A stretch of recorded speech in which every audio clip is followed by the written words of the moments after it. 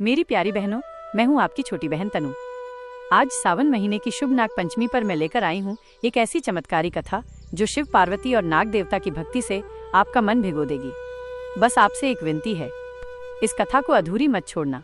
क्या पता सावन की इस पावन नाग पंचमी पर कोई विशेष कृपा तुम्हारे जीवन में उतर आए। तो बहनों ध्यान से सुनो। सावन का महीना था। हरियाली से ढकी धरती, झूमती बारिश और मंदिरों में गूंजती शिव भक्ति की ध्वनि से पूरा वातावरण भक्तिमय हो चुका था। एक छोटे से गांव में, जहां हर प्राणी को प्रकृति का सजीव रूप माना जाता था, वहीं रहती थी एक अत्यंत श्रद्धालु युवती सुरभि। उसकी आंखों में भक्ति थी और हृदय में शिवजी के प्रति अगाध प्रेम। पर सुरभि की एक विशेष प्रार्थना थी।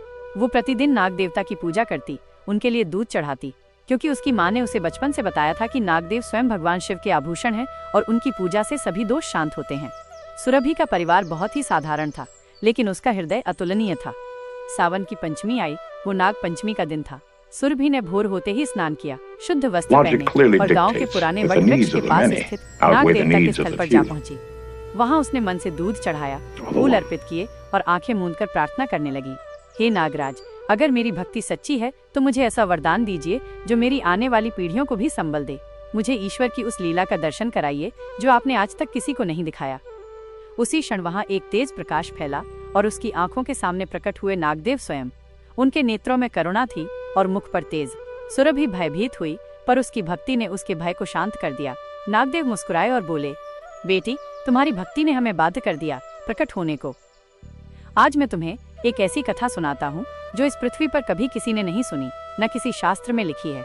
बस तुम्हारी श्रद्धा ने इसे जन्म दिया है। नागदेव बोले, बहुत प्राचीन समय की बात है, जब पृथ्वी पर सृष्टि का विस्तार हो रहा था। सभी देवी देवता अपने कार्यों में लीन थे। तब एक राक्षस उत्पन्न हुआ। नाम था अंधकार। उसका विष इतना घातक था कि जहां भी जाता वहां जीवन खत्म हो जाता।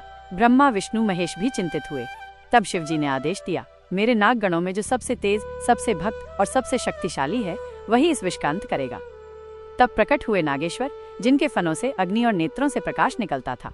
उन्होंने अंधकार से भयंकर युद्ध किया। 7 दिनों और 7 रातों तक पृथ्वी और आकाश कांपते रहे। अंत में नागेश्वर ने अपने फनों से उस राक्षस को बांधा और शिवलिंग पर उसका अंत कर दिया। नागदेव ने सुरभि की ओर देखकर कहा, बेटी, उसी दिन से ये व्रत, ये पंचमी नागों की विजय, धरती के रक्षण और शिव भक्ति के प्रमाण के रूप में मनाई जाती है। पर आज तक किसी को ये कथा नहीं थी। तुम्हारी भक्ति ने मुझे विवश किया कि मैं ये रहस्य उजागर करूं। सुरभि की आंखों से अश्रु बहने लगे। उसने भूमि पर शीश झुकाया और कहा, हे नागदेव, क्या मैं ये कथा अपनी बहनों को सुना सकती हूँ? नागदेव मुस्कुराए, बेटी, यही तो तुम्हारा धर्म है। इस कथा को प्रेम से, श्रद्धा से सब तक पहुँचाना। इसे सुनने से विश्व के सभी दोष शांत होंगे, घर में समृद्धि आएगी और सबसे बढ़कर शिवजी और हमारे आशीर्वाद की कृपा बनी रहेगी। वहां उपस्थित पेड़ों ने जैसे झूमकर ये स्वीकार किया हो, हवाओं ने धीमे से फुसफुसाया। सुरभि की कथा अब बहनों के हृदय में उतरेगी। नागदेव के वचनों से सुरभि की आंखों में एक नई आस्था चमक उठी। उसने अपने दोनों हाथ जोड़ लिए और उसी स्थान पर बैठकर व्रत का संकल्प लिया, जब तक मेरा हृदय शुद्ध न हो जाए, जब तक नागदेव और भगवान शिव की कृपा संपूर्ण रूप से न मिल जाए, तब तक मैं इस व्रत को हर वर्ष करूंगी, पूरे सावन में 5 सोमवार और पंचमी के दिन विशेष रूप से। नागदेव बोले, बेटी, तुम्हारी निष्ठा ने तुम्हें साधारण मानव से विशेष बना दिया है। अब सुनो, मैं तुम्हें एक दिव्य रहस्य देता हूँ। ये व्रत न केवल जीवन की बाधाओं को दूर करता है, बल्कि जन्म जन्मांतर के पाप भी शांत करता है। लेकिन इसे करने वाली कन्या या स्त्री को एक परीक्षा से भी गुजरना पड़ता है, क्योंकि केवल निष्ठा से नहीं, सहनशीलता, ममता और सेवा से ही वरदान सिद्ध होता है। सुरभि ने कहा, हे नागदेव, मैं हर परीक्षा को सहज स्वीकार करती हूँ। कृपा करें, मुझे बताइए वो परीक्षा क्या है? नागदेव बोले, कल प्रातःकाल एक वृद्धा तुम्हारे द्वार पर आएगी। वह तुम्हारे व्यवहार की परीक्षा लेगी। वह जो मांगे उसे प्रेम से दो, किंतु उसके वचन कठोर होंगे। याद रखो, जो बाहर से कठोर दिखे वही भीतर से सबसे पावन हो सकता है। सुरभि ने वचन दे दिया। अगली सुबह जैसे ही उसने व्रत का पूजा स्थान सजाया, ठीक उसी समय एक वृद्धा कांपते हाथों से उसके आंगन में आई। उसके वस्त्र फटे थे, बाल बिखरे हुए और स्वभाव चिड़चिड़ा। वो बोली, तू पूजा करती है, पर क्या तेरे भीतर सेवा है? क्या तू किसी भूखे को अन्न दे सकती है?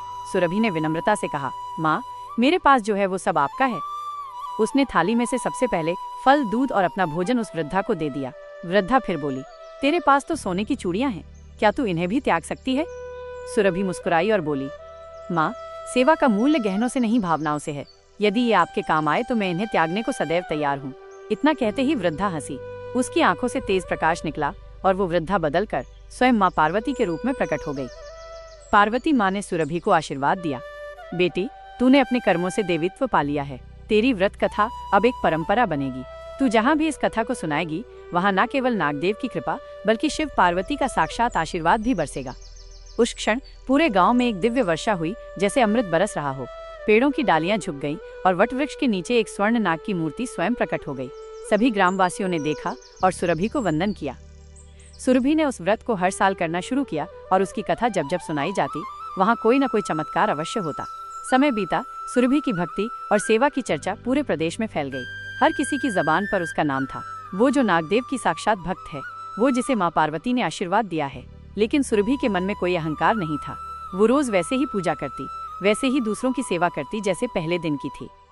फिर एक दिन उसके पिता के पास एक सुंदर, शीलवान और विद्वान युवक का रिश्ता आया। नाम था प्रतीक। वो पास के गांव का था, बहुत ही शांत स्वभाव और धर्मपरायण। जब सुरभि से पूछा गया तो उसने मुस्कुराकर कहा, अगर नागदेव और शिव पार्वती की इच्छा होगी तो वही होगा जो मेरे जीवन के लिए श्रेष्ठ होगा। शिव पार्वती की कृपा से विवाह निश्चित हुआ। पूरे गांव में आनंद छा गया। सावन का महीना था, नाग पंचमी पास ही थी। शादी से 2 दिन पहले सुरभि ने अपने आंगन में फिर से वही पूजा की, नागदेव की विशेष पूजा जो उसने बचपन से अब तक कभी छोड़ी नहीं थी। परंतु उस रात कुछ विशेष हुआ। सुरभि को सपने में नागदेव प्रकट हुए। उनकी मुद्रा गंभीर थी।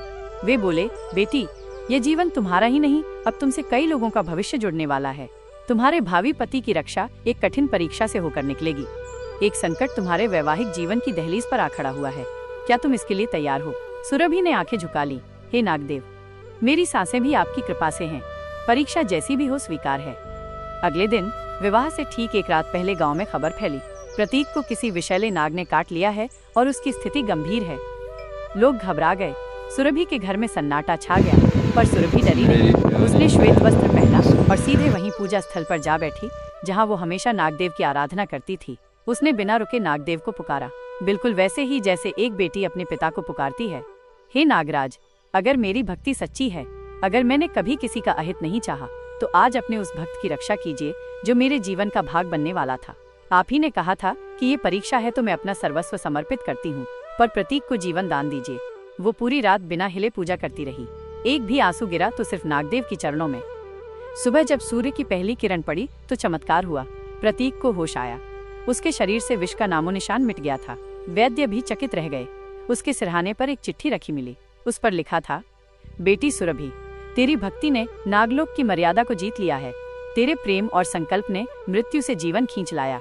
तेरे जीवन का ये व्रत अब केवल तुझ तक सीमित नहीं, अब यह संसार की हर उस स्त्री का व्रत बनेगा जो प्रेम, निष्ठा और विश्वास से युक्त हो। यह व्रत सिर्फ नागों की नहीं, अब संपूर्ण स्त्री शक्ति की विजय गाथा कहलाएगा। विवाह मंगलमय हुआ और तब से सुरभि ने यह निश्चय किया, मैं हर नाग पंचमी को ये कथा अपनी बहनों को सुनाऊंगी, ताकि वे भी जाने कि भक्ति में कैसी शक्ति होती है और प्रेम की परीक्षा कैसे पार की जाती है।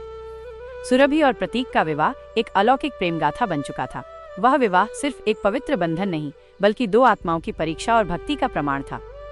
विवाह के बाद जब सुरभि अपने नए घर पहुंची तो सबसे पहले उसने वहीं एक छोटा सा नाग मंदिर बनवाया, आंगन के तुलसी चौरे के पास। और उसी दिन से उसने एक संकल्प लिया, जिस घर में मैं रहूंगी वहां नागदेव का नाम गूंजेगा, और जिस गांव में रहूंगी वहां हर बेटी को उसकी शक्ति और भक्ति का बोध होगा।